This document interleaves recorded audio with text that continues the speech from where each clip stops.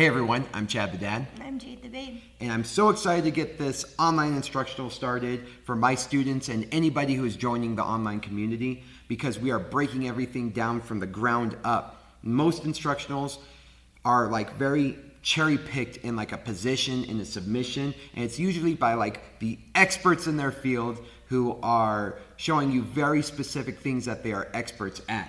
And this is completely different.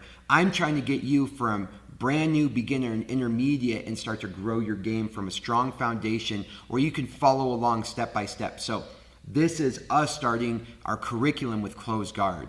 And if you already are like, I don't even know what closed guard is, then let's go ahead and have you watch the introductory course and then come back here. But at the same time, I'm very excited to build what closed guard is from the ground up. Okay. So the position of the week is going to be closed guard, and we do have a submission of the month, but for now in this video, let's just go ahead and break down a lot of closed guard. So by the time we move to a little bit more intermediate where we're connecting things to certain submissions, it's going to make a lot more sense. So I'm going to show you some sweeps, some submissions, and some transfers from closed guard. So let's talk about what closed guard is in theory before we even get in there. Jade, she wants to use her entire body as one unit. And I know we use this term is like old man strength. And the reason why certain people feel so strong, even though they might not look it, is because they're using their entire body as a whole, right? They're able to create a foundation and stabilize their entire body to move one thing or one part of their body, which is pretty cool. And my goal as a martial artist is to incorporate that. And at the same time, take away her ability to do that, my opponent's ability to do that. So one great way to do that is start to isolate her body, that she can only be using a certain part of her body at one time, and I take advantage of that. And that's something called a mechanical advantage, is where I'm putting the strongest part of my body against the weakest part of her body, or my opponent's body. So that being said, closed guard is a great way where I get to completely slice her in half and take most of her body and the strongest part of her body completely out of the picture. Okay? And so we already know what a guard is, so let's just go right into it. So this is a closed guard.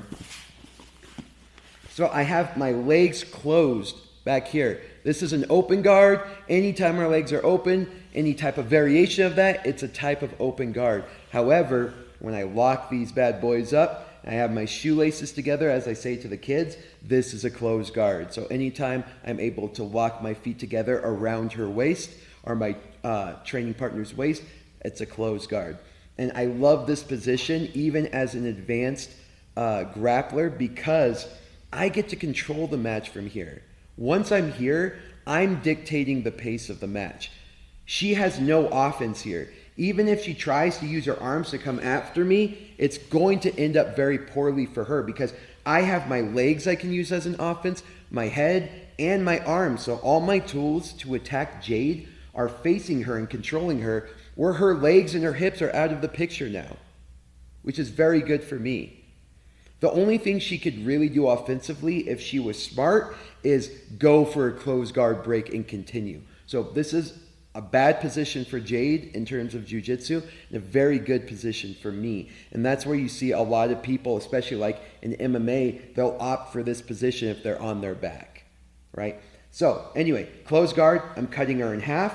My hips are technically on top of her hips, and she's isolated. She's from the waist up is the only thing she has to her advantage. She can barely use these, especially offensively, in order to start her game. So, closed guard, shoelaces are together, and I'm controlling.